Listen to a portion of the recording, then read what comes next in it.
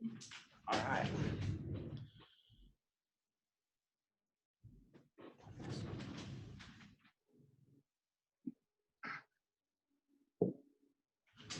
All right. Good evening, everybody. This is our fourth webinar. We're going to have Chief Joe Pronesti from Elyria Fire Department. I'll have Chief Pronesti do a introduction of himself. I met Chief Pronesti through some class up at Bowling Green State Fire School. He's taught up there for a few years, and then he's done some classes locally around our area in Lima, down in Putnam County. And so tonight's class is Lost in the Fog of the Fireground. I think it's going to be a really good class about no matter how good of a fire scene you're on, there's always chaos, and chaos creates confusion and just some narrow-mindedness thinking. And Chief Pronesti is going to have some good examples and some ideas to overcome those situations. So, Chief, I'm going to give you the rest of the evening, so it's all yours. All right. Well, thank you, and thanks for everybody on a beautiful Monday night, giving me a little bit of your time. I really appreciate it. If you've been to my classes at Bowling Green or in Lima, this is or at FDIC, some of this is going to be things you've seen before, but it's a good refresher. And I ask that if you have that, again, maybe you go back to some of the line of duty deaths that I speak about and share them with your department. I'm all about sharing. And the biggest reason behind this as we move forward is a very close call that I had, it's been now 11 years or 10 and a half years where I almost severely injured or killed some firemen under my command. And so size up in command for the small department, avoiding the fog of the fireground. And this is a little bit of how you can get lost in the fog.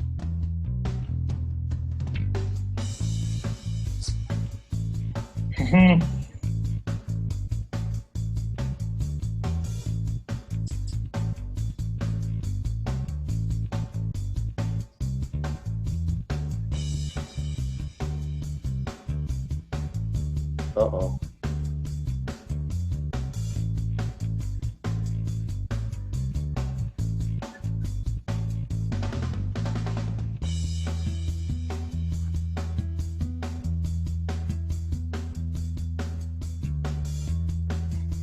Oops. Now she ended up being okay, but is a great example of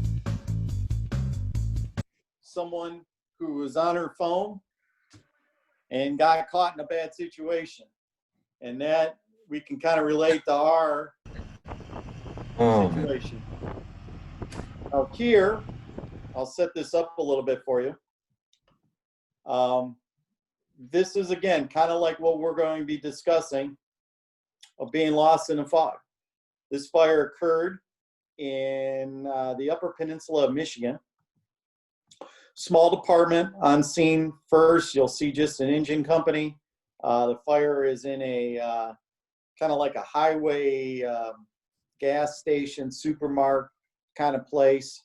And I'm sure many of you watching this will say, oh yeah, I know what's going to happen.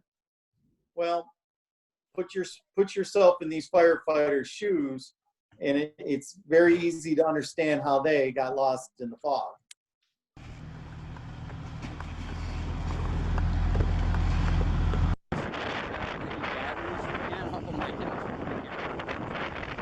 If not, I can just run home. The store is gone. The store is absolutely gone. Burger King is pretty much closed too. It's a hardcore flame. So, well, if you do run by my house and grab one of the spare batteries by my computer, or there might even be one plugged in. You know where they are. And call me when you get here. Okay, right, bye.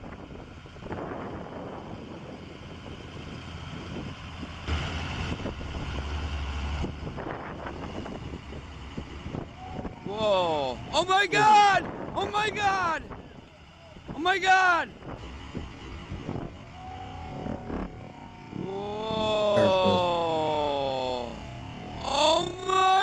Now pause it so you guys don't hear the guy in slow motion. But a great example. And again, it's yes. Could you call this class situational awareness? Yes and no. That yes, it is situational awareness, and there are some great instructors out there that do a wonderful job. But these are specific incidents that after my close call, I started to think about some ways that we can get lost in the fog on the Fireground. Everybody here, this is a quote that I use in every class, and it really hits home. There is the leader of the head of the state of Illinois Fire School, State Fire School. It is a wonderful program, a well-run academy, and its leader is run by a retired Marine general. And I was at a class many years ago where he was teaching. I believe his name is Royal Mortensen. And he said that in the military, that soldiers are taught they have to feed their 3,000-year mind, 3,000. But in the fire service, it's only 300. And I sat there and I thought, wait a minute, what is this guy trying to say? And it's quite simple, that in the military, a leader has 3,000 years of wars to study, analyze, and make themselves and those that they lead better. We only have 300 years. Many of you watching this are obviously into the job, and I'm going to give you lots of little things nuggets to further research, and then also, my contact information to where if you're interested in something that I can give you even further information. But those 300 years are going to be close calls and line of duty deaths that occur in every one of our cities and the types of buildings that we all have. It's just that it touched another city, but the buildings are all the same. So start feeding your 300-year mind. Get yourself into the books and read and study. And if you just spent 1 hour every day, 1 hour, everybody has an iPad, a phone. If you just focused 1 hour on the job, just think of how much better you would be. How do we become lost in that fog? Well, we fail to prepare ourselves. We talked about how to better prepare ourselves. A lack of focus. Failure to prepare crews. Do your crews know how or what information to share on the Fireground? Regardless, I don't care if you're paid, volunteer, part-time, I don't care. We all face the same enemy, but we all need to focus, and we all need to prepare ourselves though. And we sometimes get away from that. I think we get too carried away with so many things. I mean, right now, hell, we're in the middle of a pandemic. And so it's easy that, we focus on, the EMS side and making sure that our members wear, the masks and be lost in that kind of atmosphere. And well, no, we can't train because we can't be together. Find other ways like this. Acknowledging information, especially critical information. We'll talk about that and my thoughts on radio procedures and things that I have learned and what I have failed at, and complacency. I'll back up a little bit more about myself. I'm with the City of Elyria, Ohio Fire Department. I apologize, I failed to give you a little quick bio. Elyria is Northern Ohio, Lorain County. It's about 55,000 people.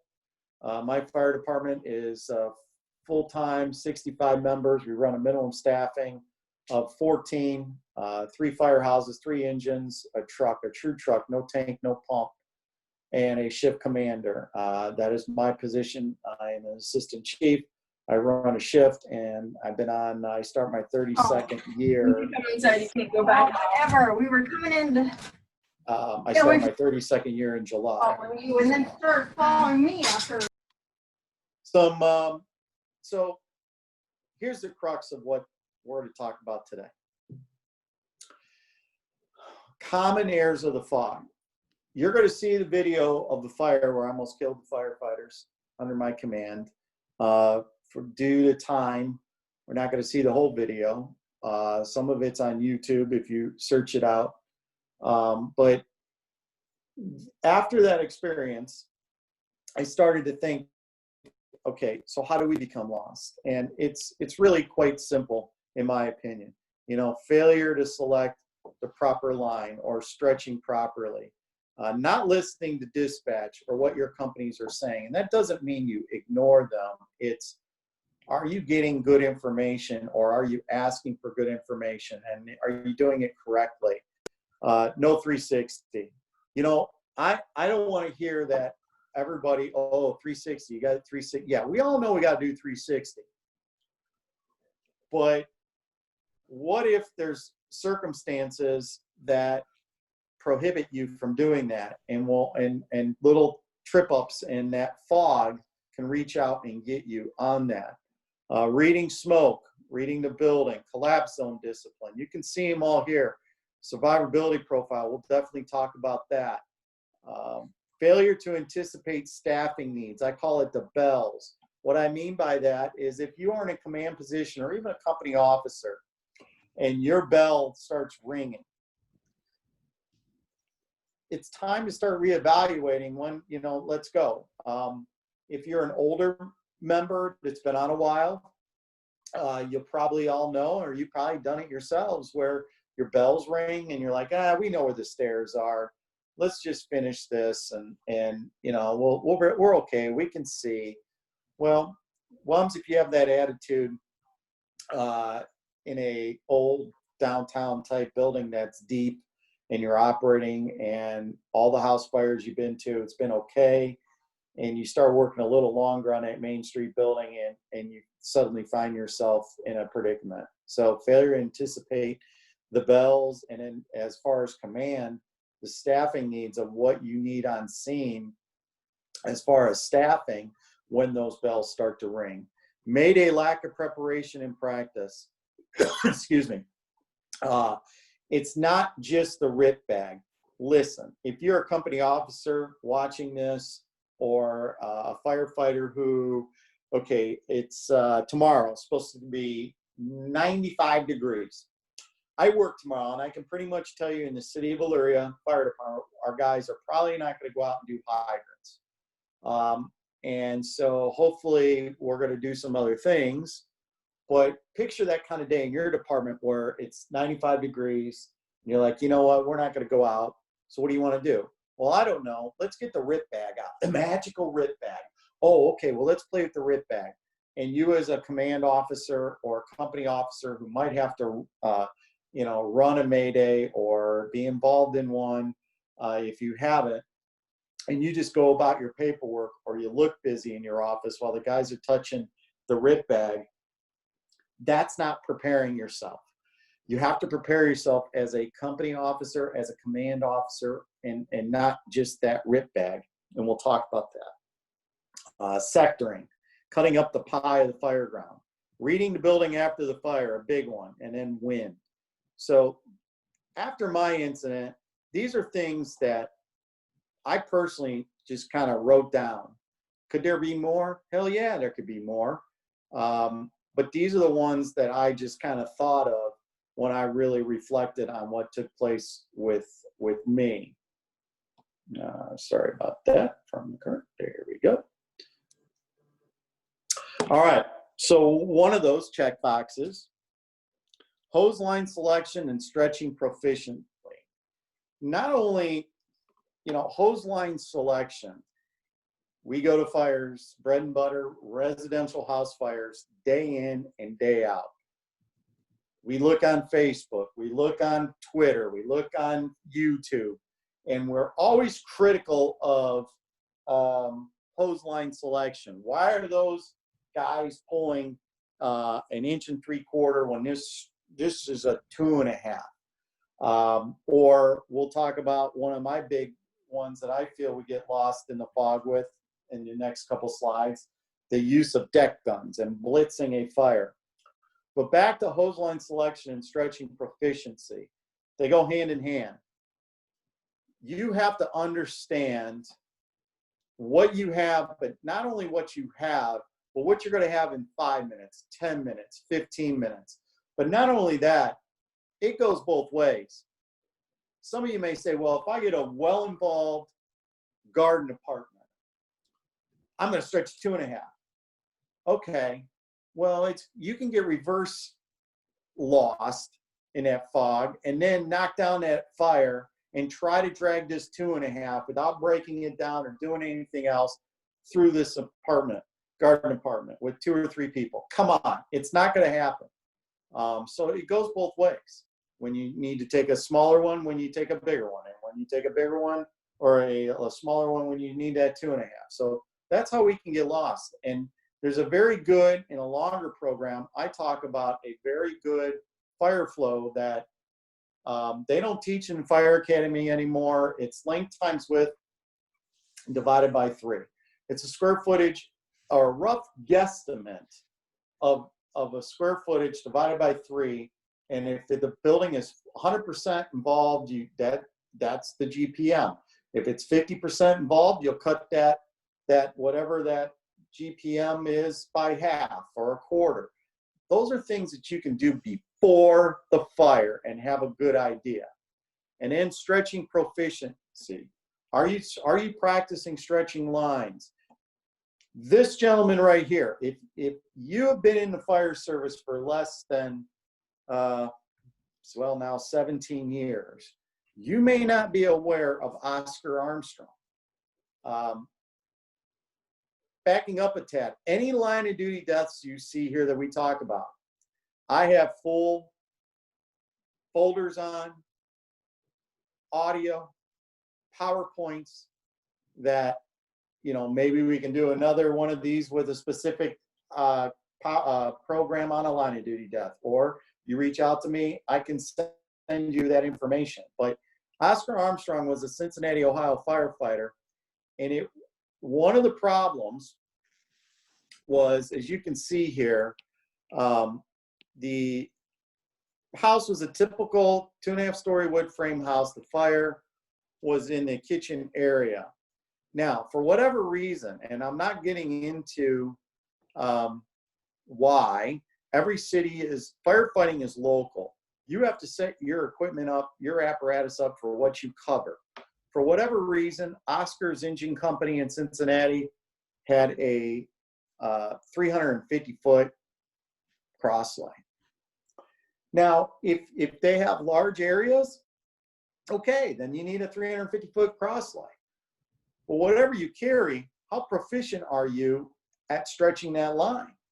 And one of the major problem that happened to Oscar, and again, you can research, and I have the raw video. It's an old VHS tape that's been converted, so it's not the quality. And you might be able to find it online. I don't know, but the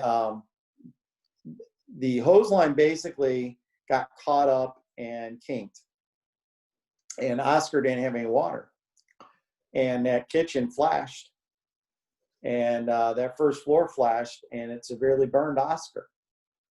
The video is graphic. It is sobering when they pull him out of a window, and it's something that probably every firefighter should see to emphasize the lessons that after 17 years should not be forgotten. So if you're unaware of what took place, again, there's lots of information on the line of duty death of Oscar Armstrong. It was March of, I believe it was 2003. It might have been 2002, but if you just research Oscar Armstrong, Cincinnati Fire Department, there is lots of information on that. And again, the lesson there's tons, but the big one is, to me, that I want to share with you is stretching proficiency. Are we stretching proficiently for what we have on our apparatus? Oh boy. Deck gun, anybody? This is the biggest one that I see. I'm an old command officer now, so should I probably go to all these hands-on schools where they're stretching lines and all that? Yeah, it's not going to hurt me. But do I? No, because I kind of focus on the command aspect and the leadership stuff. But if you're a firefighter, those classes are phenomenal. But I also think, and they're taught by great instructors, and they emphasize that stretching of the hose lines and getting those into positions and improving your proficiency. But sometimes when you go to those classes, I just sometimes wonder if they don't touch on it, if then you forget that thing on top of your apparatus called a deck gun. I was talking earlier before the class, and we were talking, Jordan and I were talking about how fire departments now are being cut because of the virus. And there is a fire department nearby, and it's Strongsville, Ohio, that I was telling Jordan went from, they have 4 stations, and they used to have like 14, 15 people on duty, to where they now have 8, 2 people at each station. I don't know if any of you are close to Mansfield. If you go to Facebook and type in Mansfield firefighters, they constantly are putting on how their staff is being cut because of budgets and the virus. If you are lightly staffed, regardless of whether it's a budget crisis or that's just the way you always have been, you better figure out how to use the deck gun and use your tank water. And that is so important, but it's also training and utilizing it. Don't think that if overnight you're going to be able to just at 3 in the morning put your gun in service, because ladies and gentlemen, I'm going to tell you from personal experience, it doesn't work. When I first took over command of my shift, we had a large residential. Elyria's type of structures are old, 2.5-story wood frame, balloon frame. There ain't much new in the city of Elyria. Everything is, type 3 and platform and balloon frame type 2. That said, we had a kid who was running around setting fires, and I had a well-involved vacant encroaching on 2 other houses. So I basically had 3 houses. And I asked the first engine in to put their gun in service. And my thought process was, we're going to empty this tank and we're going to make a knock on this fire, and then we'll get a supply line and go from there. Well, if you don't train your crews on being able to put your gun in service off of tank water, and then work on those 3 people or 2 people getting that supply, you're going to fail if you order that or any other kind of tactic at 3 in the morning if you don't practice it. Well, I failed. I didn't teach my shift or my crew. We didn't discuss that ahead of time, and it just didn't work. Some of the things that we do now is that I'll find a vacant and we'll go through that first engine in, blitz that fire. Well, the 3 people, a company officer is in charge of 2 or 3 people. So, you have to be able to multitask. Think of all the days. One of the things that is so big in the fire service now is, okay, crew accountability. We want to stay crew accountability, no freelancing. And we get so zeroed in that as a new officer, we can't work independently. Us 3 have got to stay together. The pump operator has to get his pump or her pump going. I got to do my 360, and the back end person has to, well, if I put him or her on top of the deck gun, then we're not going to be able to do this bull crap. You have to train on that as an officer to say, okay, Bill, I'm going to hop up. There'll be no 360. We'll talk about that, why, and how I would say not to do that in certain situations. We'll get to that. But you have to train on that. This was just on the internet today. This fire, I'm not being critical. That is not how we operate in the fire service. We watch and we observe and we say, how can I do this in my department if I have this kind of fire? I'm so tired of the toxicity on Facebook and Twitter of that bitching and moaning. That has to stop. It's too much. But this was just on Twitter. A very good firefighter, and I don't know if she's on today, Lexi Shady, had put I don't know if she shared this or whatever, but I found this. And this is a fire, and it's a garage fire. It is an unattached garage on fire.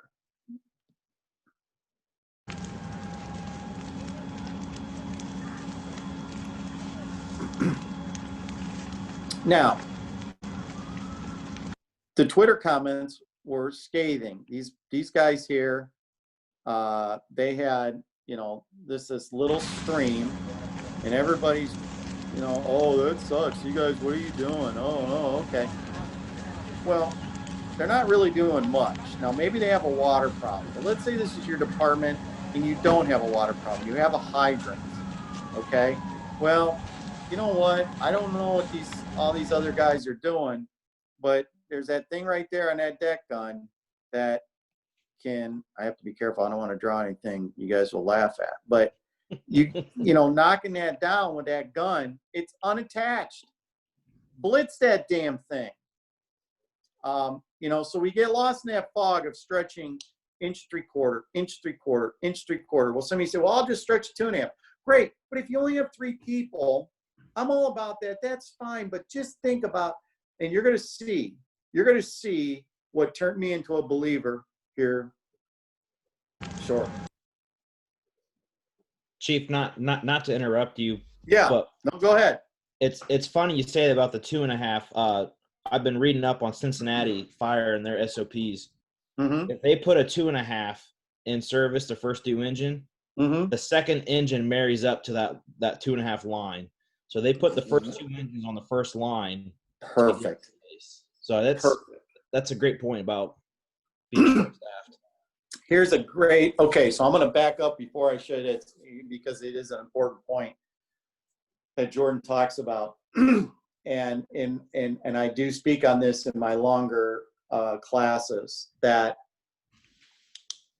a lot of fire departments, including my own, here's how the Elyria Fire Department has worked for a million years. First engine in, attack. Second engine in, probably water supply, but then once they get an established water supply, they take a second attack line to back up the first. And we can debate what backup means and all the other stuff. But our goal when you are short-staffed is you have to put water on the fire. If you don't put water on the fire, nothing else is going to matter. If you only arrive with 6, 7, 5, 3, whatever, none of us work in a St. Louis or Cleveland. If you are watching this, great. I'm humbled. But you can throw 30, 40 people at a first alarm. My goal is to get water on the fire with 13 people, not counting me, and really 12, taking out the first in pump operator. So marrying up companies is also going to improve things as far as getting that first hose line in service. Plus, if you are a company officer on a 3-person crew and you're first arriving, your pump operator is going to be doing pump operator stuff. So it's you and your back-end firefighter. How effectively as a company officer will you be able to stretch that line and do all your company officer things? How good are you going? I don't care. You're not. Whereas now if you have, let's say, all 3-man companies like we do in Elyria, you have the pump operator, first 2 on that pumper, an officer and firefighter, you stretch that line. Now here comes the second engine. They can marry up. Now you have 5 people, 1 officer, and 4 others stretching that line. Whether it's a 2.5, inch 3/4, you get that line in position faster and get water on the fire quicker. And I challenge you to try that and test that out. All right. So great thing. Jordan, you interrupt me anytime. Okay. Don't forget the deck gun. So we're back to the deck gun. If you haven't seen this, this is on LA County Fire Department. Has lots of money, and they have lots of starving filmmakers. And so they have these real cool ritzy videos that are on Vimeo. I think I said it right, Vimeo or whatever it is. It's a different YouTube, but they have their own site. And I got this off of their site, and it changed my mind about deck gun versus stretching a line.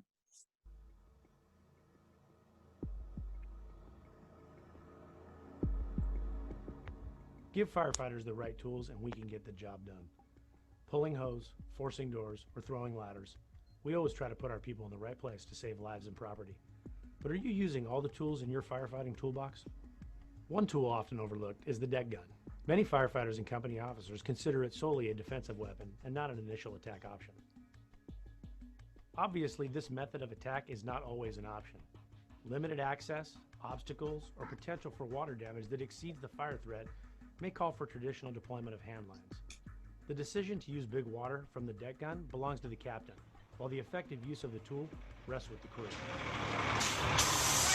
LA Engine 3 at 1320 Northeastern Avenue.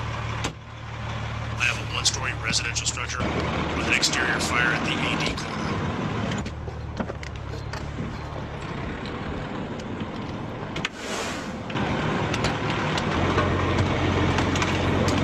Benny, give me 30 seconds of deck gun on that fire.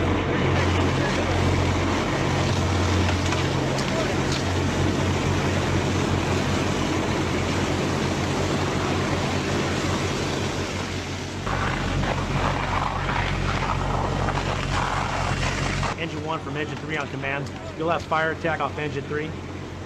Take an 1 3/4 hand line and stretch it to the front door. Check the interior for extension.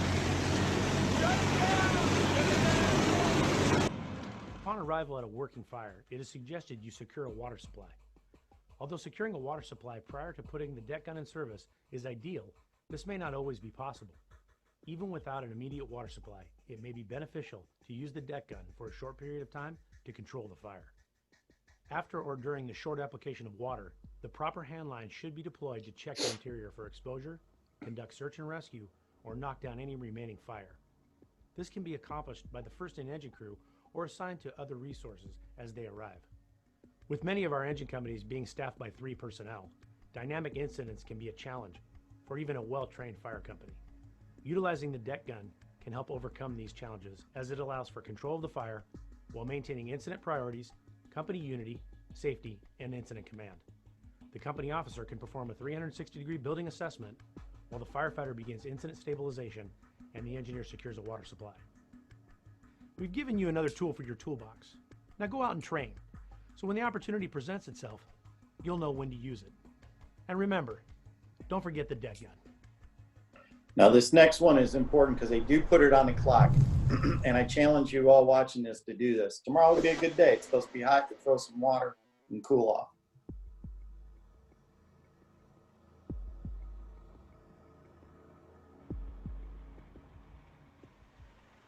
In this video, Training Services has provided a side-by-side comparison of utilizing a deck gun versus deploying a hand line.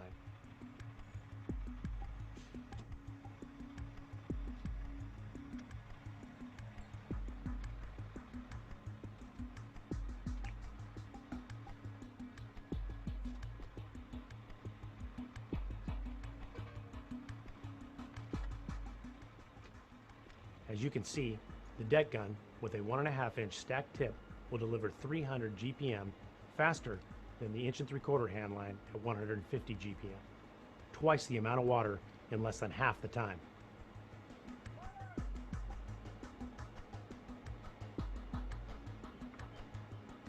Now, one of the things that I caution you on when you train, and here's why you need to train, is if you have a 500-gallon tank, everybody says, well, I don't want to run out of water. If you have a couple things to be effective on this, is that you need stacked tips. And if, the 1 3/8, which is be the very pretty much top tip on your stack tips of most master streams, is going to give you 500 gallons per minute. Okay, well, they say, well, if I have a 500-gallon tank, it's going to empty me out in a minute. Well, yeah, genius, it will. But the way I've always described it in my classes, this is what I do.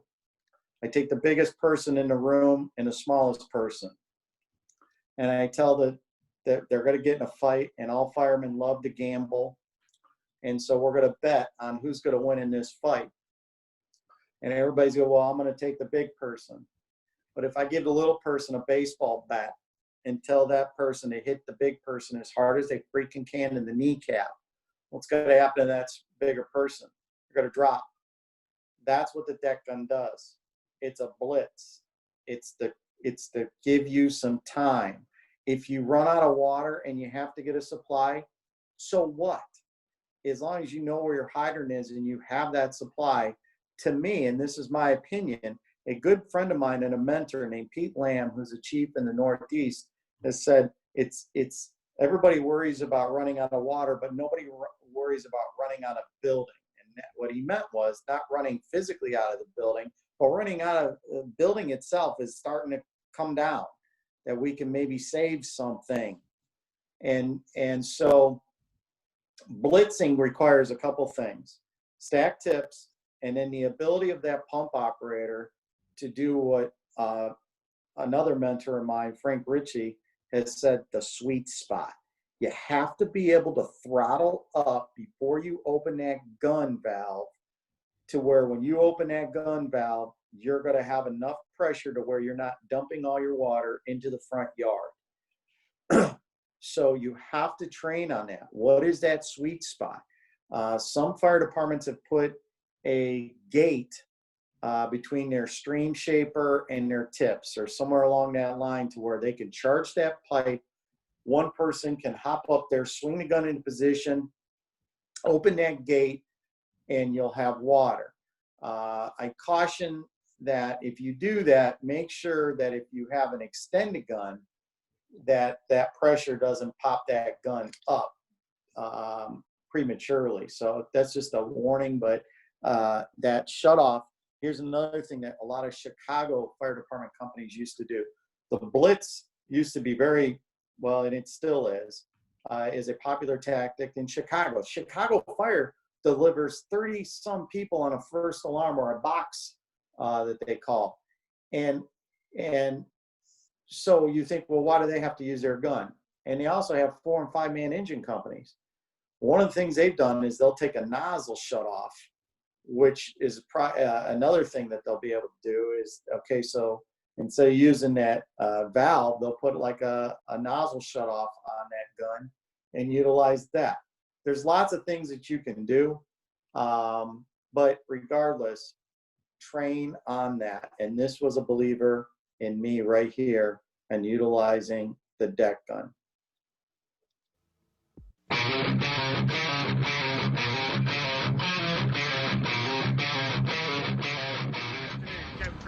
With Tactical Fireground Operations.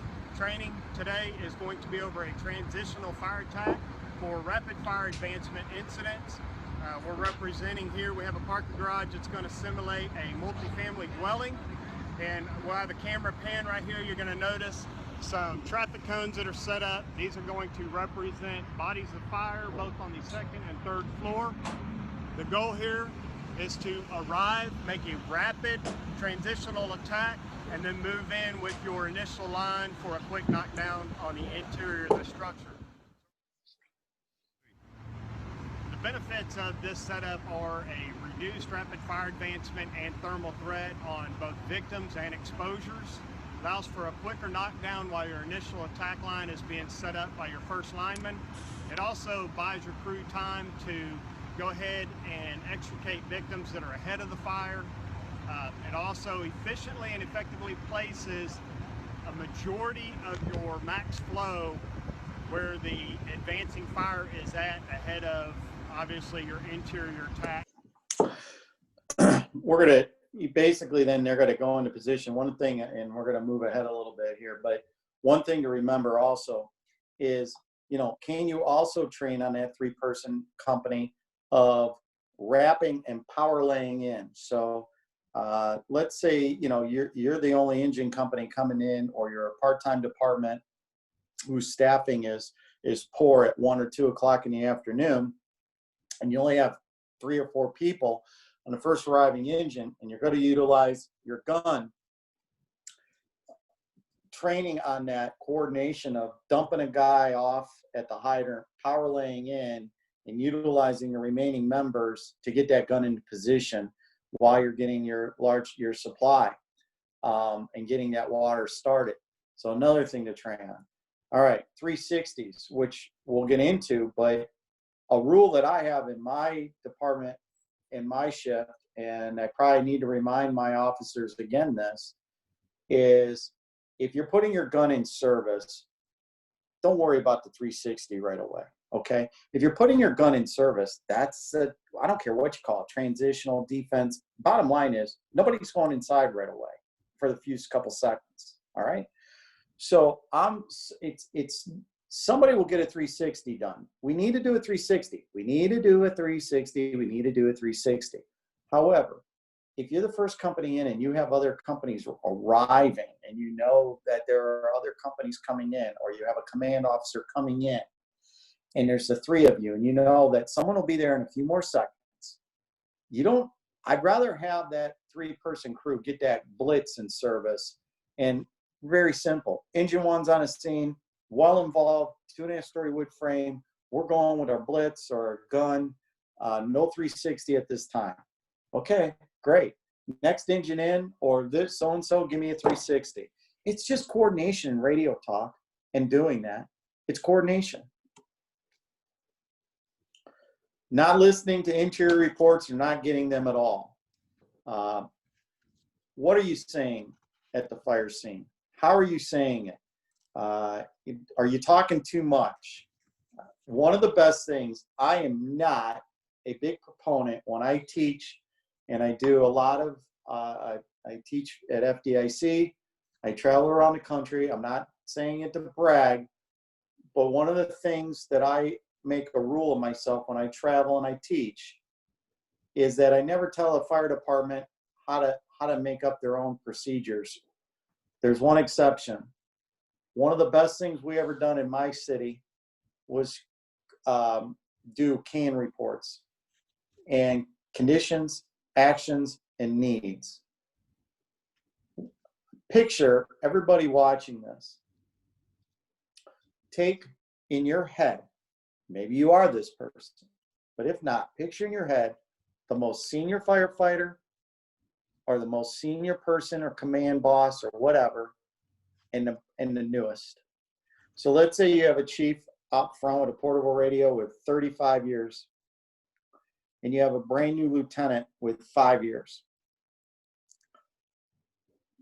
That command officer out front, if you don't have a condition, action, and needs, that person going in, that officer going in, is going to tell that command officer what he or she knows based on 5 years experience. Whereas if you have a template, conditions, actions, and needs, and you train on that, you could put anybody in that position just about. And if they are going in with that idea of getting command back, conditions, actions, and needs, things would be so much better on the Fireground. It is the absolute best thing we ever done in my city. We probably do need to train on it more, but we put this in place probably about 5-6 years now. And all I have to do is say engine 3 CAN report, boom. And we're all on the same page.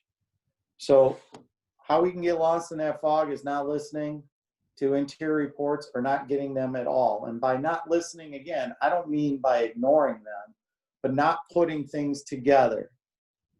We'll talk about those. Type, timing, and tempo.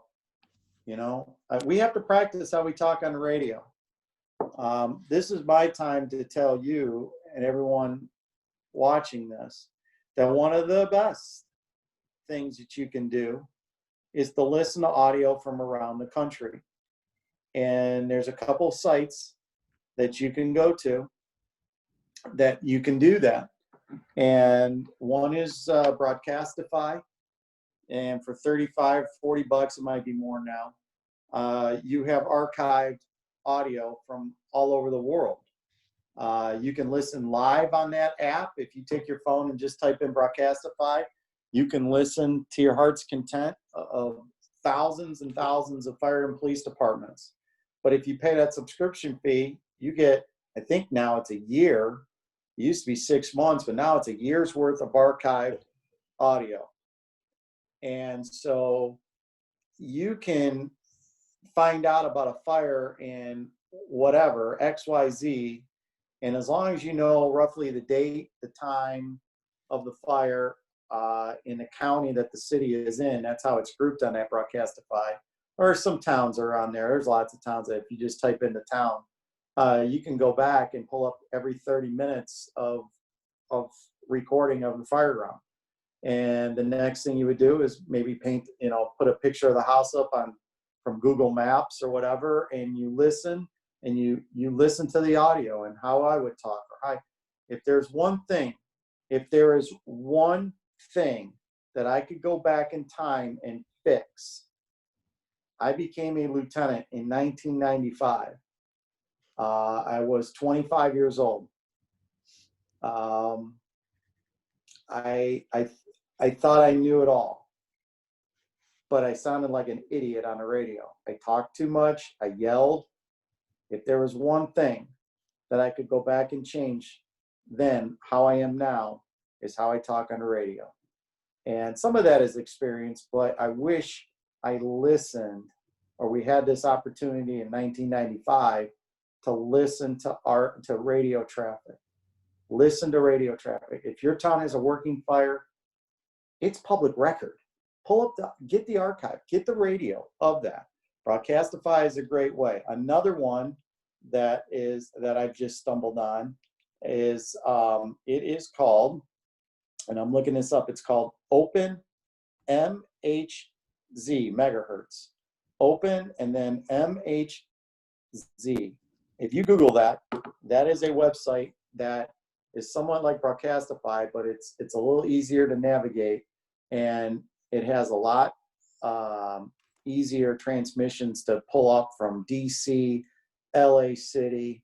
I'm trying to think of there's not as many as Broadcastify, but again, if you know where fire, where it took place, the fire in LA that severely burned those members that a lot of you've seen. Went to Broadcastify and pulled up the audio, and I listened. So that's how you learn. That is how you learn, and I encourage you. One last website is Erie County Firewire. Erie County Firewire has every working fire archived from the city of Buffalo, and Buffalo runs a lot of fires. And you can pull up the audio, and you can listen, and not only that, it gives you the address, so you can pull the address up on Google Maps, and you can look at the building or house and play the audio, and it's the best way to get better. All right. We talked about audio, not listening to reports, or not being able to put them together, what your crews are saying inside and painting that picture.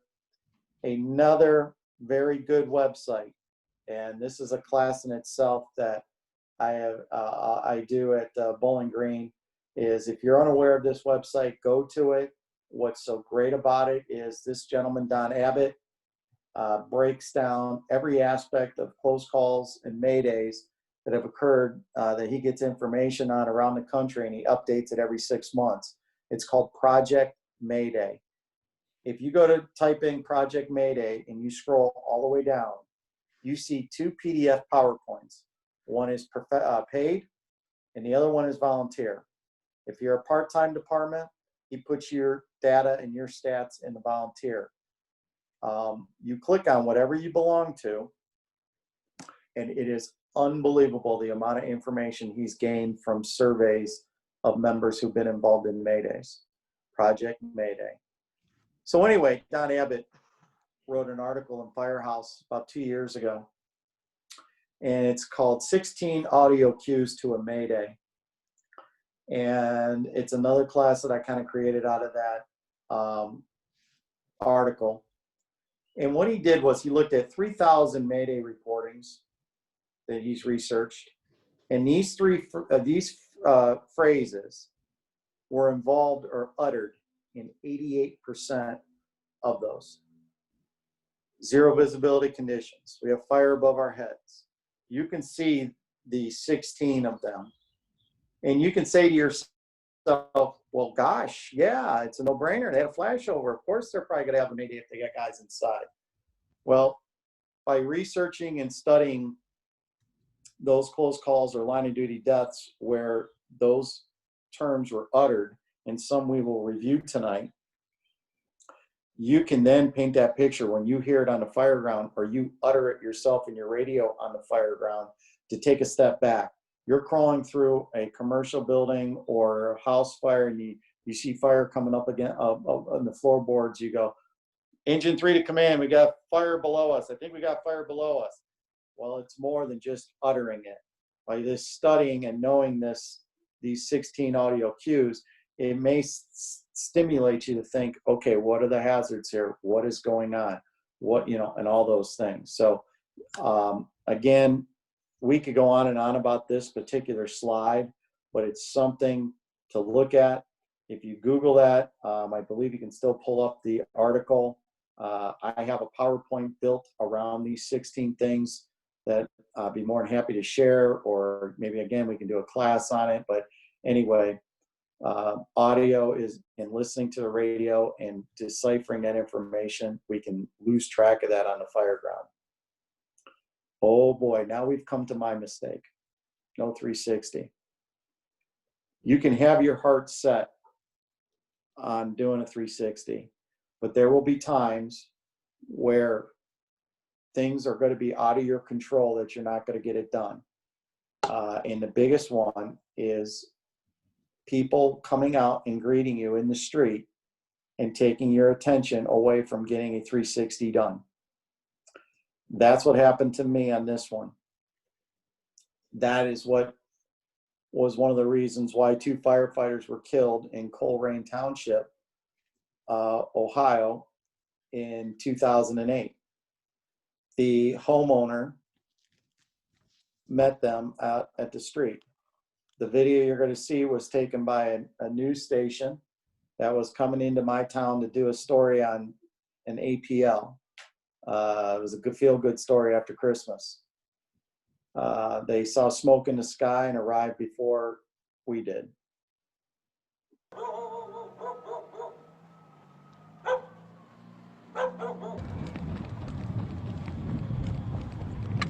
Everybody out of the house? Everybody out of the house? No, something's good.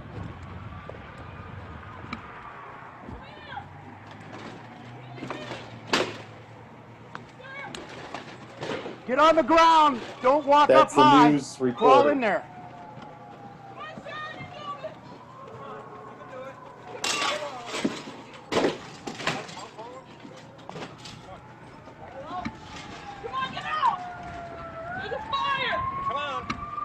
Crawl down, crawl on the ground. Come on, get on your Now, knees. those people saw a gentleman who lived in that house, and he had come out and he went back in for his dog. So when I arrived, we had an actual live reported viable victim. Get on your knees and crawl. Crawl fast. Get out of there. Hurry up. Can you see him? Is he coming? Can you reach him? Can you touch? No. Can you see him at all? Here. Sir. You still there? That ceiling's dropping.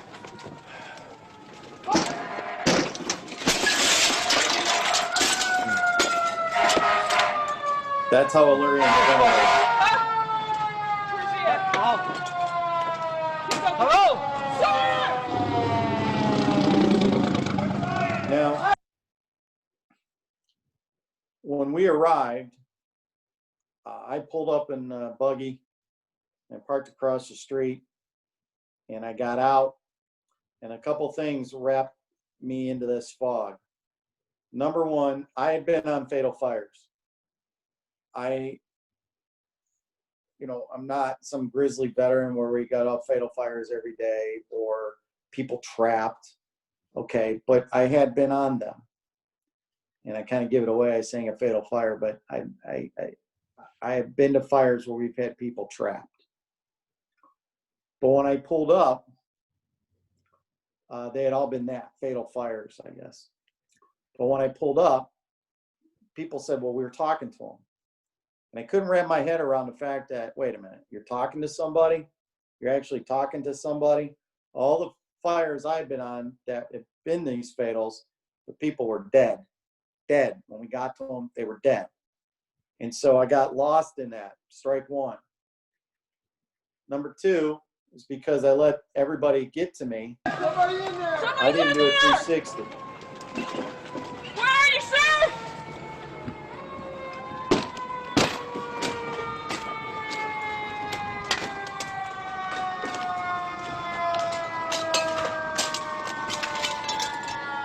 Is he coming? Hello? Sir, you sound like an old guy!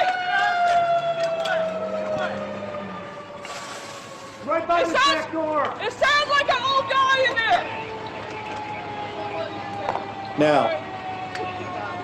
quickly, I will say a couple other things about getting lost in the fog.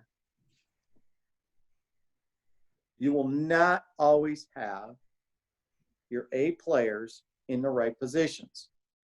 I don't care what leadership book you subscribe to, what coach you want to watch and read, and I don't care how good you want to make things feel around your fire department. But the bottom line is, you're not always going to have your A players in the right positions every single day. That doesn't diminish anybody. It's just that some members are different than others and have different skill sets. And you have to apply that. To think, well, everybody's going to be the same is bullshit. On this particular day in the city of Elyria, this was during a crisis of epic proportions in my department of layoffs and cuts. In my department, when I started on the job, we had 17 people on duty and 4 fire stations and 4 engine companies in a truck and some days a rescue truck. We don't run ambulances in Elyria. So I went from having 17 to at this point, at this time of the fire, to whatever showed up at 8 o'clock in the morning for duty. And on this particular day, I had, I believe, 10. If you try to fight a fire every day with 20 to 17 people, and all of a sudden you have a day where you only have 10, and you try to fight the fires the same way as you grew up with, you're going to get lost in that fog. The gentleman that you see in the back end getting his equipment on our truck is a great firefighter, but he had always ridden on an engine company. He is a great firefighter, but he'd never been on this truck. He's riding an engine. This truck was new, and a truck in Elyria does truck stuff. He performed at the highest level, but he'd been in first time in this position because of cuts. I didn't take that into consideration either.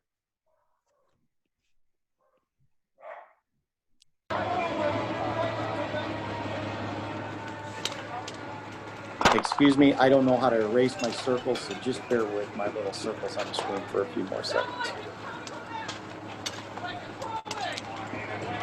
All right, so that firefighter right there is now a fellow assistant chief.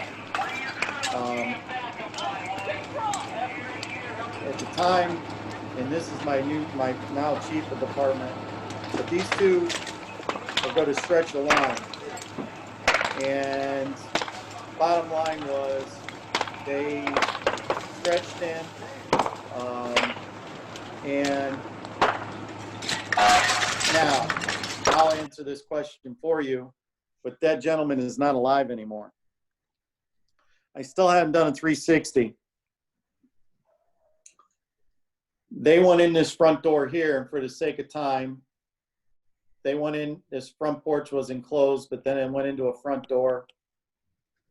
They went in here with their line. They kicked ass. They knocked down some fire. There was a lot of fire and a lot of stuff going on the Bravo Charlie.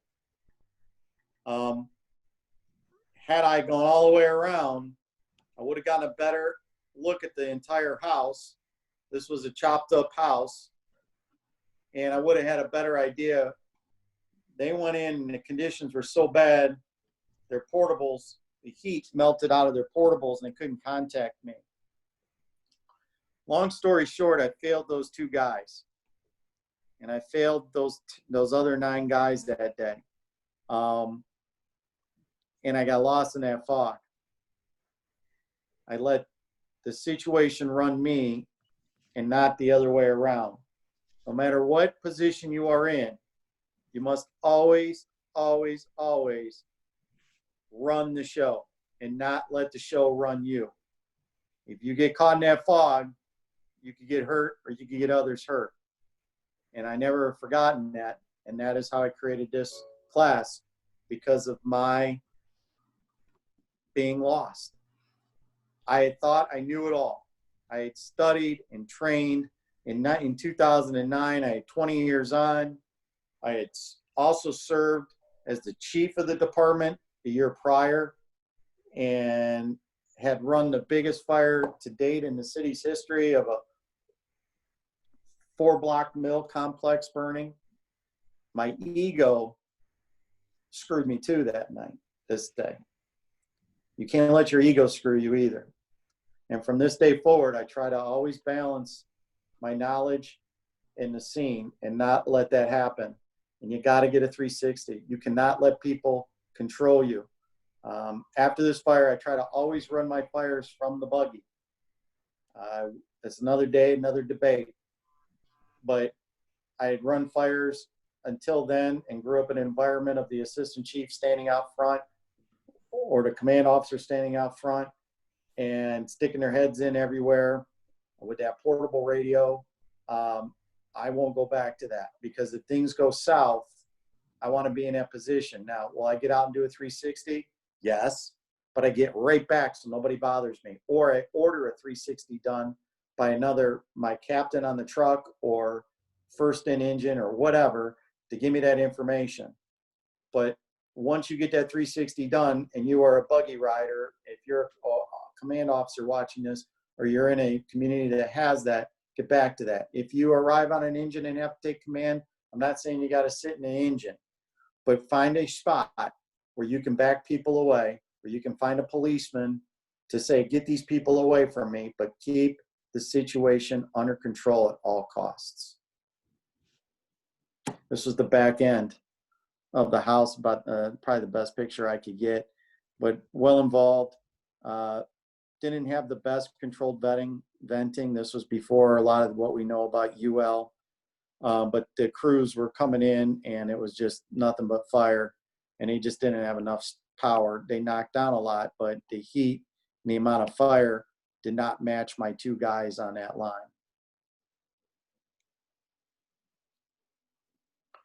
Survivability profile, kind of a difficult word, but what this means is, can you actually save them? We're not playing God, but you have to take into account the conditions. Montgomery County, Cherubusco Lane. Many of you have probably seen this video, but you're going to find out the rest of the story.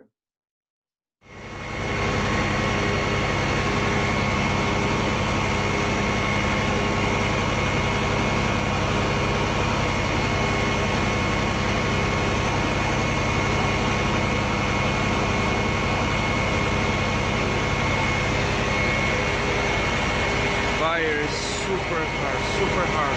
Look at the fire, man. Look at the fire. I can't believe this. Look at the fire. Oh, oh. Oh. Oh, basically the front wall came down after the floor collapsed. So what happened here? Well, not many, I don't know what you have in your neck of the woods, but these were townhomes, and it really doesn't matter. It's more, think about the survivability profile of what you have on arrival. Bottom line was they had a back, 3 in the rear, 2 in the front. So on the A side, it was 2 stories, and the rear was 3, which didn't play a role. Everybody knew that there was fire. What took place was a occupant. There was 3 young men living there in their 20s, 1 on each floor of this townhome. So there was 1 person on each floor. The person in the ground floor, which you want to call the basement or whatever you want to call it, that had a fire in the sofa, and you can see he tried moving it, got stuck, it lit off, vented, and he got a basement fire. All 3 occupants got the hell out, okay? All 3 left.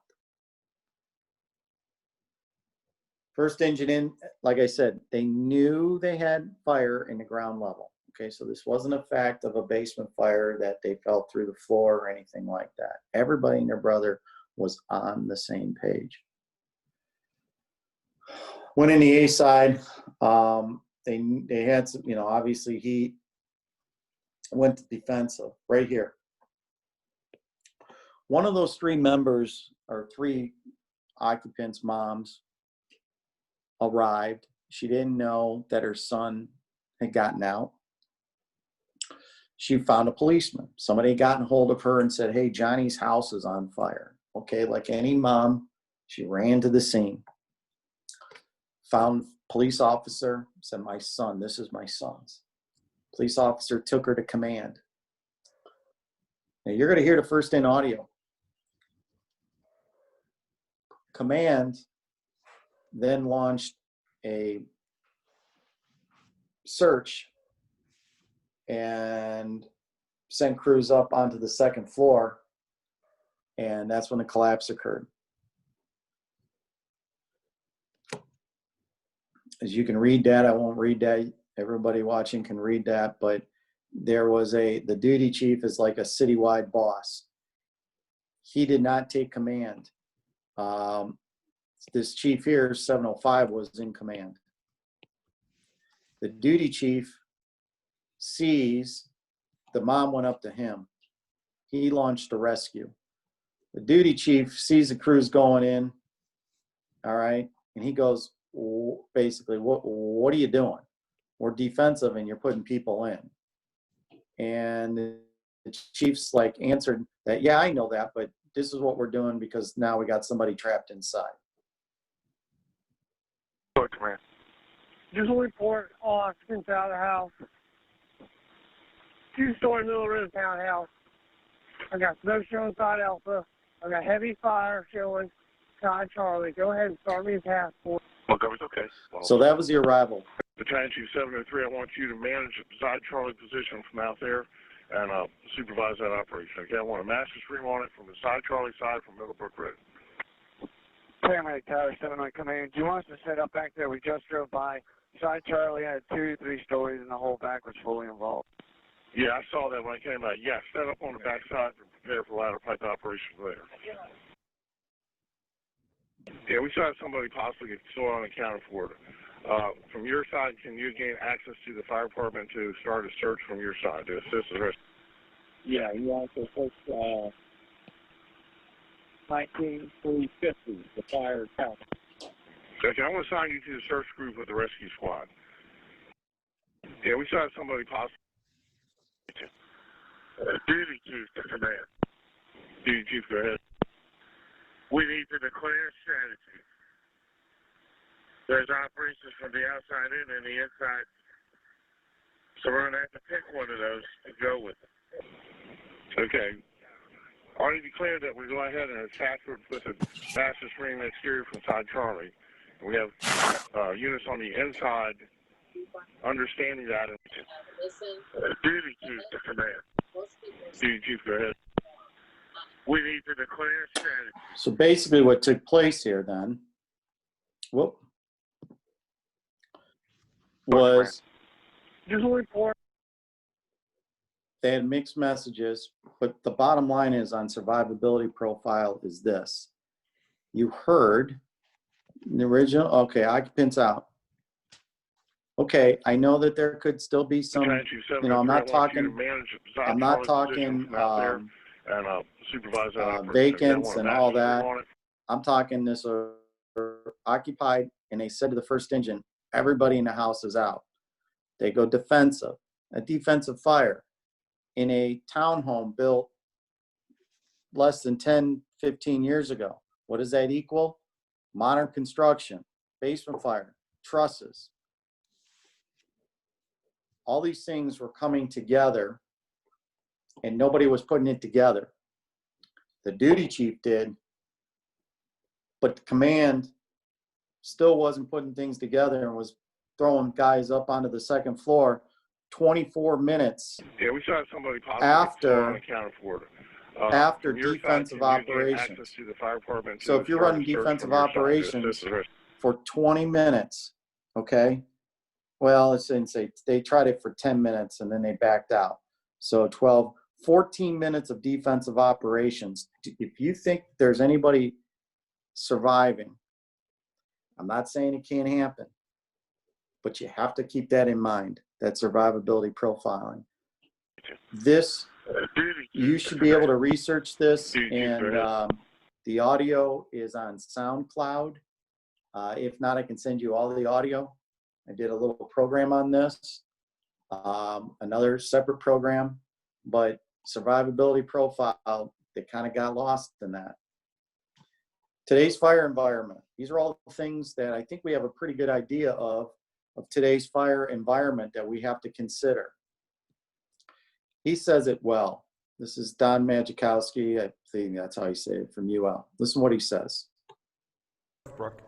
At UL's Fire Lab, and we were running some experiments for fire investigation. We had a 3,200 square foot house, 2-story great room, open foyer, and we had a ranch house, not too much unlike this ranch house down here.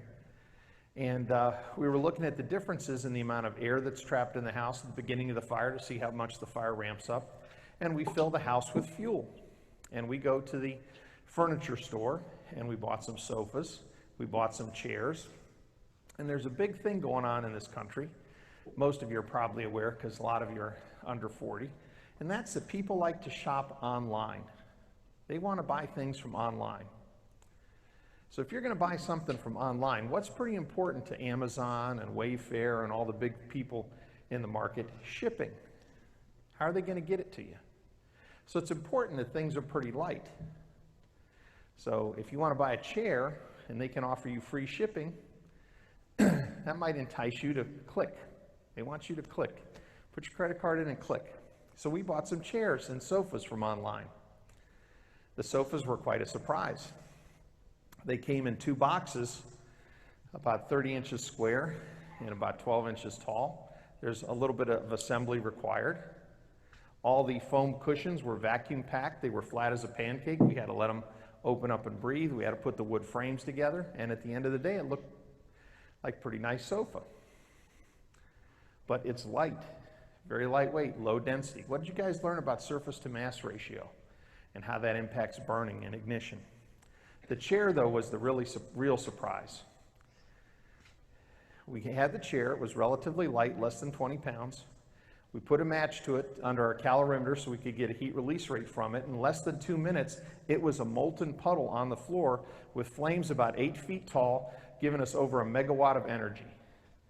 That's today's materials that you have to understand, today's modern environment of what you're going into and why it's so important to be able to stretch proficiently, get your guns in service, all those things because of today's modern furnishings.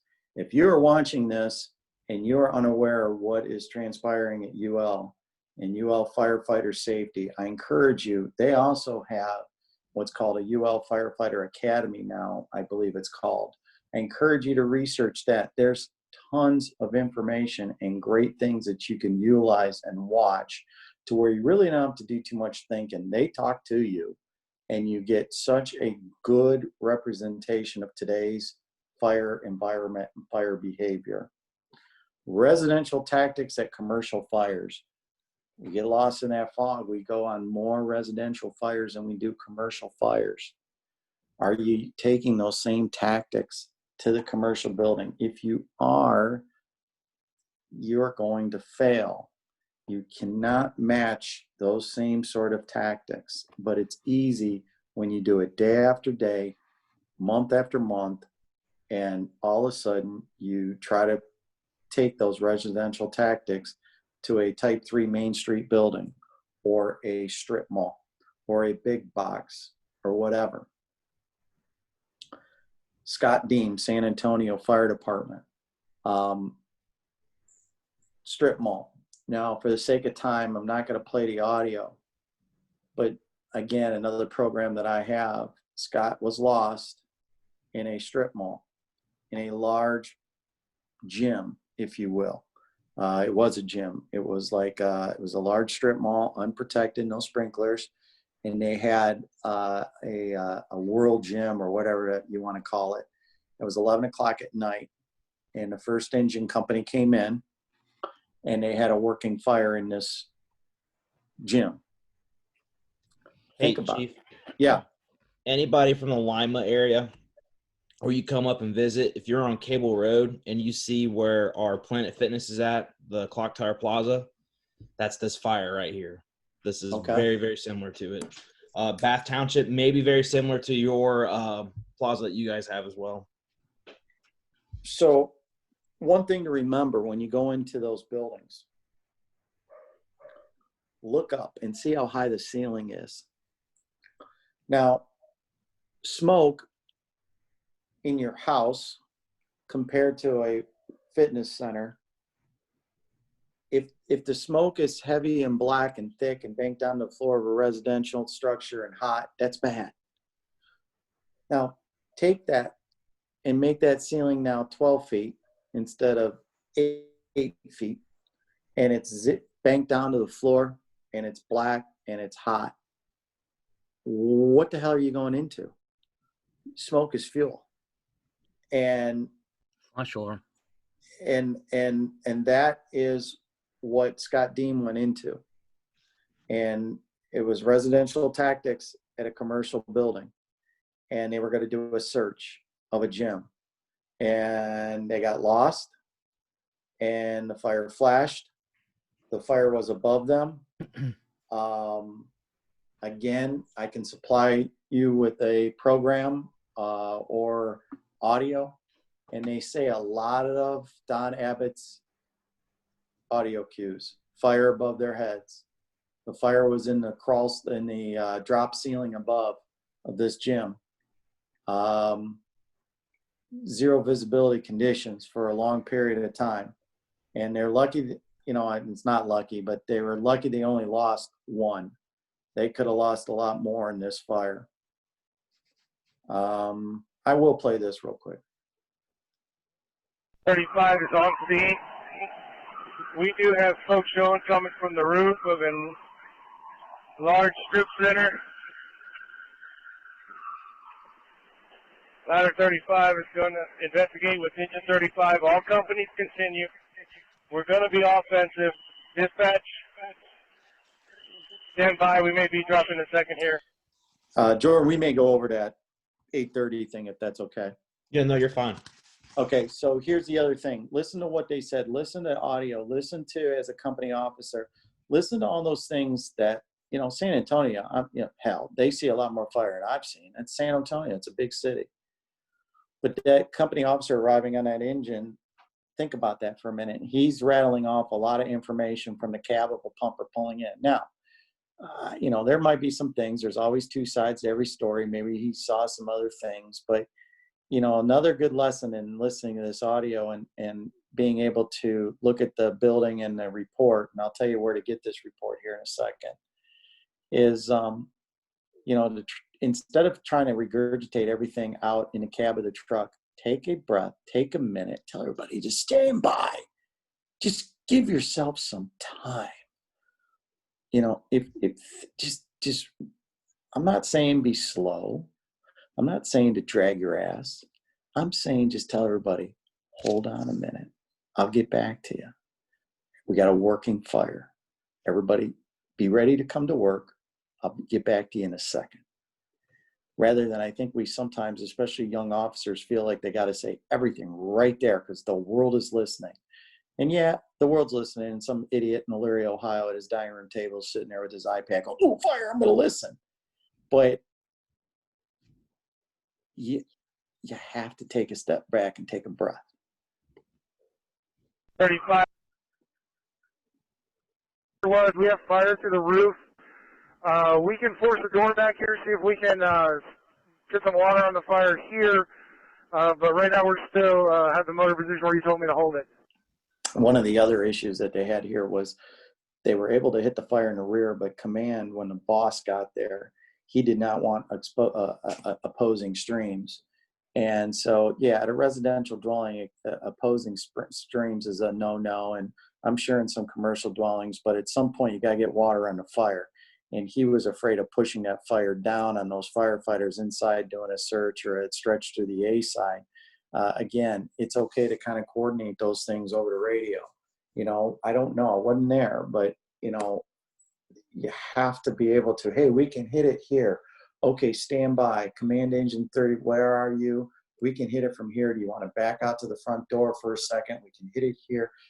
You have to be able to think like that. This report is available. This is, you sure you can get the NIOSH report, but this report is available on a site called Texas State Fire Marshal. If you Google Texas State Fire Marshal, unfortunately, the state of Texas has had its fair share of line of duty deaths, and they do a report on all of them that have occurred in the last 20 years. And it is far more in-depth and more investigative than an NIOSH report. A little plug here, I do 2 different podcasts for fire engineering. One of them is called Main Street Firefighting, and I interviewed the chief of a town, Bryan, Texas, that lost a firefighter. We'll talk a little bit about tonight. But he had mentioned to me that NIOSH came in, but they have a timetable. They're a government agency. They only have so much money. Another town that I interviewed some members of that were Hamilton, Ohio, that lost a firefighter in a basement fire. They said the same thing, that the NIOSH report just wasn't exactly all that it's cracked up to be. I'm not saying don't read NIOSH reports. I'm not saying don't follow NIOSH reports. But if you have a chance and you only have a few minutes to in your day, or an hour in your day, and you have the same fire, and you have a NIOSH report versus an internal report, or an in-depth investigative report by an outside agency, go with that. Read that rather than the NIOSH report. That's all I'll say. It's not that they're bad. It's just that you'll glean more from that. We have fire scenes. We are 10 minutes into the incident. We do have a working fire. Heavy smoke volume. We have 1 crew inside. Heavy smoke volume. 10 minutes in. They're doing a search. Is there anybody alive in this thing? No. If the smoke's been down to the floor, sure, you could say there's somebody in the bathroom. But you know what? In the Elyria, Ohio Fire Department, I pull up with 14 people. Okay. I have to decide, what am I going to do? Now, maybe in San Antonio, they had enough resources and they could maybe do a search and launch attack and all that, but many of us don't. But you also have to put together that survivability profile and that ability to match the tactics to what you have, and you can't get lost in that fog.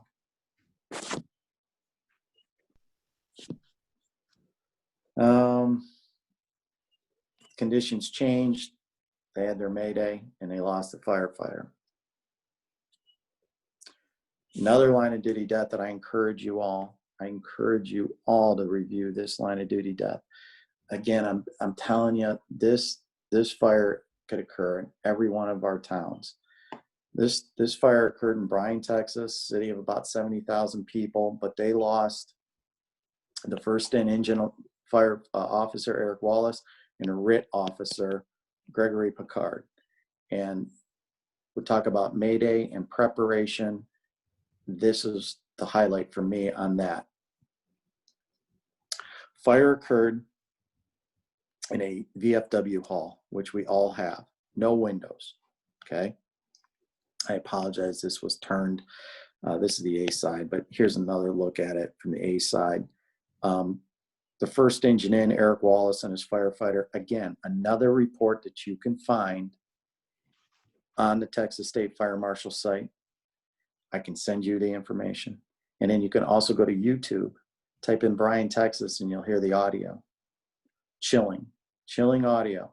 Plus, I also interviewed the chief of this fire department. And if you really, you know, again, I'm not plugging the fire engineering podcast and all that, but I'm telling you, I've learned so much by interviewing people that have been involved in these to help me, not only me, but to help share when I do these programs. But you can find that on the Fire Engineering Podcast site, Blog Talk Radio site, with their chief, Randy McGregor is his name. But anyway, the first in engine stretched their line. And they got that loop. They got pretty deep in, and their bell started to ring. Another lost in the fog problem. The firefighter turned and started heading out. Eric Wallace was behind him. Firefighter made it past this loop, and when things started to turn to crap, they were able to grab him and get him out. Wallace got on this area here, could not find his way out. I'm moving very quickly. Do not just leave this to the 2 minutes I'm giving it. Read up on this fire. But the RIT crew, chief activated the RIT, Picard and his crew. They went in, and here's what I learned about RIT and assigning RIT, and I'll tell you in a second. They found Eric Wallace, but they didn't have any water, and this flashed. Picard's mask failed, and he died. Now, his two other members of RIT had to make a decision. They were burning up severely. And they had to get their captain, their lieutenant out, or Wallace. What a decision.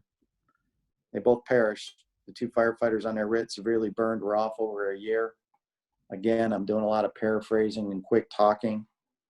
This fire has to be researched. What I learned from this was this.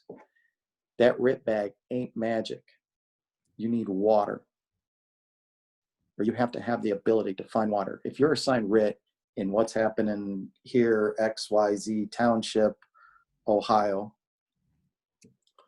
one of the first things you need to do, if it's mutual aid, is you need to have a plan. And when you do your walk around and all that, but don't just think that RIT bag's magical. Make sure if you're the boss of that RIT team that you find a way, you know how to get water. We may not be able to get that brother or sister firefighter out, but we don't want them to burn to death. And water may make the difference. And that's what this fire taught me. And so now I make sure that RIT, most of the time it's going to be mutual aid, that they make sure they know where they can pull a line. Or if it's a good fire and you are assigned RIT, maybe you do pull a line and you know where to get it. Anyway, I don't care. I don't know what you want to do, but make it a part of your RIT. Water. If they float some of that water, maybe they don't lose those firemen. Just a thought. Reading the building. You have to be able to read the building. Back to my sister Lex, who did a wonderful job in building construction. There's lots of material. If you haven't seen her program that Jordan put on, I don't know if you can deliver it in an archive or whatever, but there's some books out there that I highly recommend. Building construction for the fire service, collapse of burning buildings, firefighter battle space. That is, if you go to FDNY Pro, and if you Google FDNY Pro or you Google Firefighters Battle Space, that is the best book you can buy. That takes into consideration all those other two books, and it blends them into probably the best book that is out there on firefighting, hands down. It may not get into the tactics of stretching lines and how to do this, but it gives you a playbook on reading buildings. You got to be able to read the building. Delay and attack, entry, or stretching dry.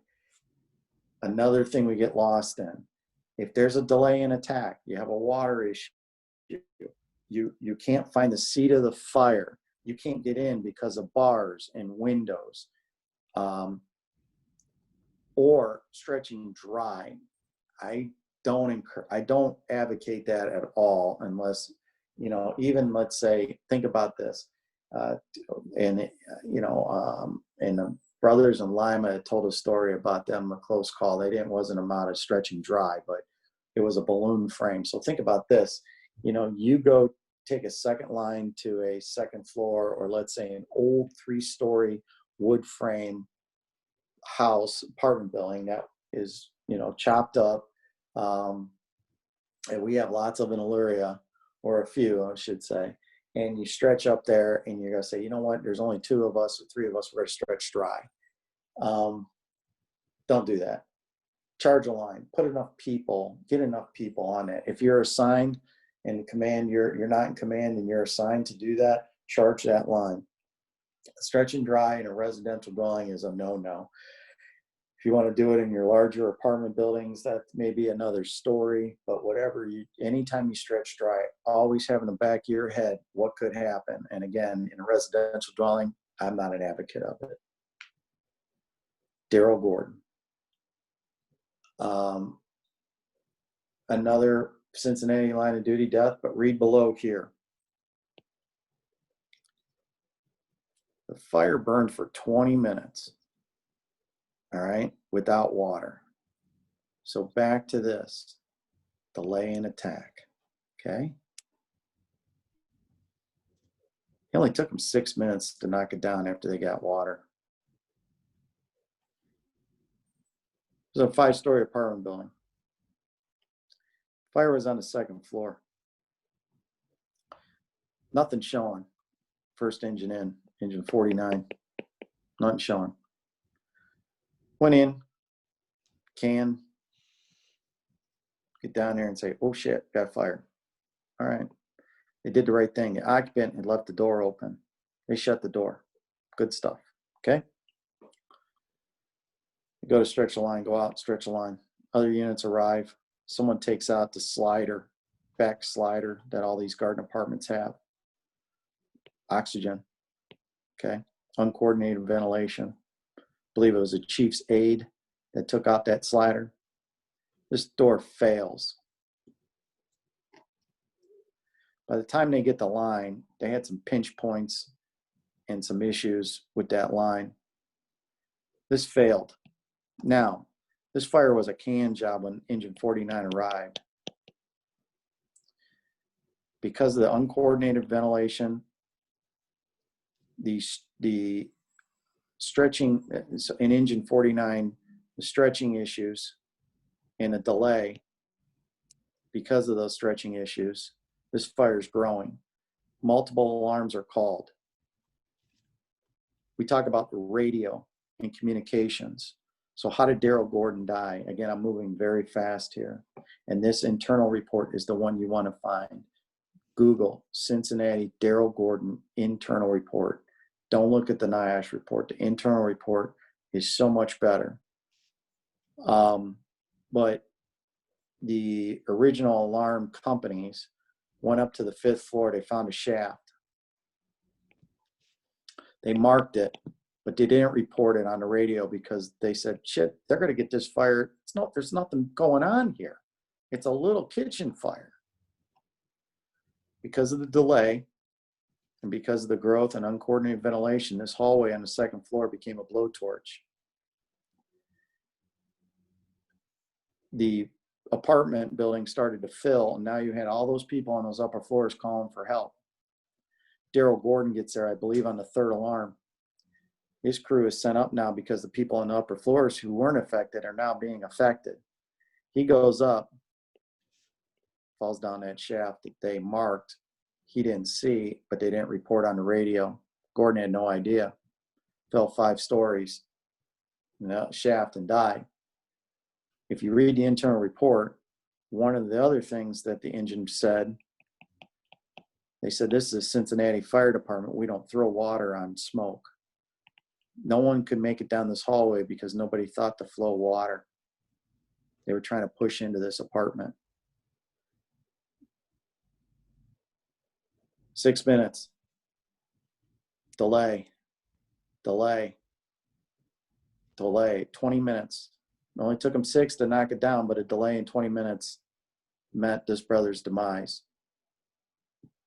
If you have a delay in attack, you got to consider what the consequences are going to be. And you can't get lost in that fog and just keep pushing bodies and pushing the tactics, and you're not getting water on the fire, or you can't find the fire. First point of size up. When I teach size up, first point of size up, you got to find a fire. Talked about Mayday, lack of preparation.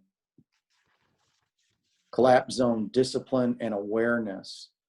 Another excellent report. Now, how many of you have been to a commercial building fire in the last, I don't know, 2-3 years? How many have you been to? Couple? I mean a commercial building fire. You need collapse zones. You may not have collapse zones on a residential dwelling. I can't remember the last time we had a dwelling ripping top to bottom that we had to set up collapse zones. You set up collapse zones on commercial buildings. It's discipline and awareness. Plus, another thing is, if you're a command officer and you're watching this, you have to be very cautious on who you put in as your sector officers. And you can't just put, another way we get lost is that we check the boxes. We go, oh, I'm going to put a guy on the C side, and I'm going to put a guy on the B side and the D side, and I'm going to be okay because that's what it says to do. If you're a lieutenant or a captain or a company officer watching this, you, day in and day out, whether it's part-time, full-time, whatever, are probably in charge of an engine company doing reports on EMS calls and making sure there's toilet paper in your firehouse. You are not used to being a sector officer in charge of mutual aid companies, collapse zones, and all that. If you're going to set up collapse zones and you're a command officer watching this, or a chief, or you're going to push some change, I'm not cutting and criticizing company officers, but they are not every day doing the same thing a command officer is, looking at the big picture. And so these have to be filled by command level officers who can look and do and focus on the big picture. Kansas City, Missouri. Two firefighters lost their lives in a collapse of a ordinary constructed building. Let me see if I can see if now, if you Google these names or the Kansas City, Missouri, lots of information. Again, I can send you all the information. Lots of good audio that you can learn from. But the bottom line was this: large taxpayer, commercial first floor, residence above. You want the internal report again. The NIOSH one's pretty good, but there's an internal one. But anyway, you had a building right here, right? You have an alley. If you're going to set up a collapse zone, you can't have people in this alley. And if you do, where are they going to run to? Again, I'm not being critical. You learn from the lessons. And so this site collapsed, injured 13, 14 firemen and killed 2. And they even said, we're going to set up a collapse zone. And they didn't really truly adhere to it.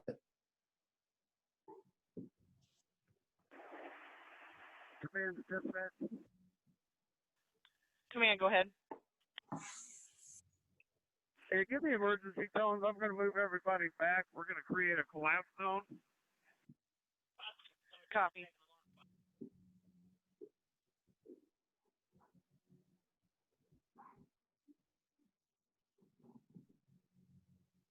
Go ahead.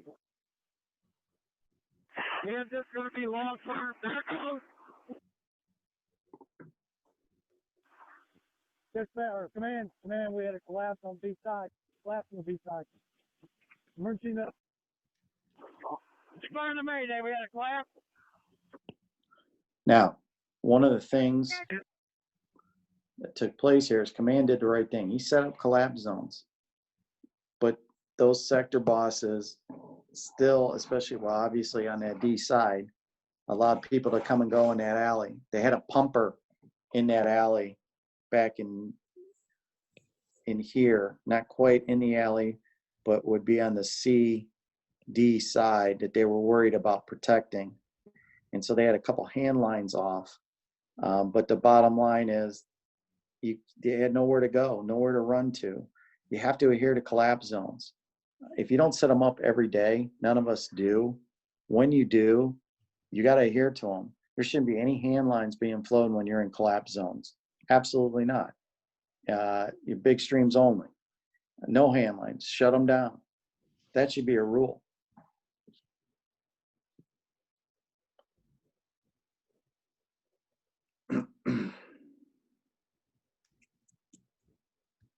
Okay. I gave you a lot, and I'm going to go back real quick. Jordan, do you have anybody have any questions or anything? No, I do not. Biggest thing when we do these webinars, they're kind of an abbreviated version of the classes, guys and gals. So if you have the opportunity to see this in person, which the chief and I just talked about how training might be here in the future, who knows? Right. If you have the opportunity to take the full course, I highly recommend it on anybody who's been on the webinars, not just through myself or, anybody that's in the teaching world. Make sure you're getting their full version, because you do miss a little bit when you do these online. If anybody have any questions or any thoughts, if you want anything, if you want to do an online type of deal with your fire department, we can do in-depth on these line of duty reports, or if Jordan wants to do a line of duty death report in depth sometime again, certainly would welcome that. But get a hold of me. But again, move fast. We try to cover a lot in a little bit of time. But again, as we close, I want you to look back at